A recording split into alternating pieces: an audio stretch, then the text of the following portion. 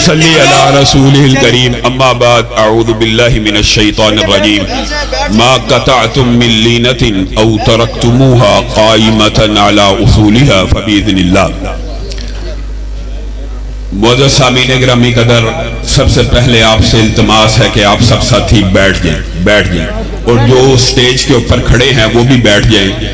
یہ جو برآمدوں میں ساتھی کھڑے ہیں یہ سامنے تشریف لے آئیں۔ معزز سامعین گرامی قدر، سب سے پہلے میں اپنے بھائی، اپنے رفیق، اپنے دوست قاری فاروق صاحب کا شکر گزار ہوں کہ انہوں نے مجھے آپ سے ہم کلام ہونے کا موقع عنایت فرمایا۔ کئی رشتے، کئی تعلق داریاں ایسی ہوتی ہیں کہ دین کی بنیاد کے اوپر، اسلام کی بنیاد کے اوپر میرا جو قاری صاحب کے ساتھ تعلق ہے وہ اللہ کے فضل و کرم سے بھائیوں جیسا ہے، بلکہ بھائیوں سے بڑھ کر ہے۔ اور کئی تعلق ایسے ہوتے ہیں کہ انسان صرف اسلامی بھائی ہونے کے باوجود سگے بھائیوں جیسا ہوتا ہے۔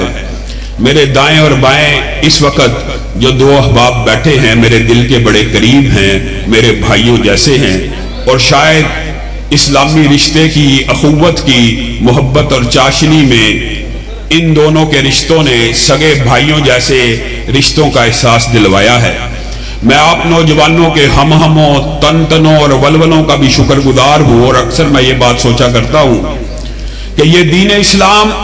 جس وقت شروع ہوا، جس ہستی کا ہم نام لیتے ہیں، جس نبی کے دین کا دفاع کرتے ہیں، وہ نبی، اس میں تھوڑی سی شرل ہے وہ کم کریں، جس نبی کا نام لیتے ہیں، جس کے دین کا دفاع کرتے ہیں، اس نبی نے جب طائف کی وادی میں قدم رکھا تھا تو چہرہ بھی لہو رنگ تھا اور پاؤں بھی لہو رنگ، اور جوتوں کے ساتھ پاؤں لہو کی زیادتی کی وجہ سے چپک جا رہے تھے۔ آج ہم نے اس نبی کا صرف کلمہ پڑھا، اس کے دین کے جھنڈوں کو اٹھاتے ہیں، جہاں جاتے ہیں لوگ پھولوں کی پتیوں سے استقبال کرتے ہیں، آنکھوں کو بچھاتے ہیں، دلوں کو نشاور کرتے ہیں۔ یہ اس نبی کا تعلق ہے ہمارے ساتھ جو رسول اللہ صلی اللہ علیہ وسلم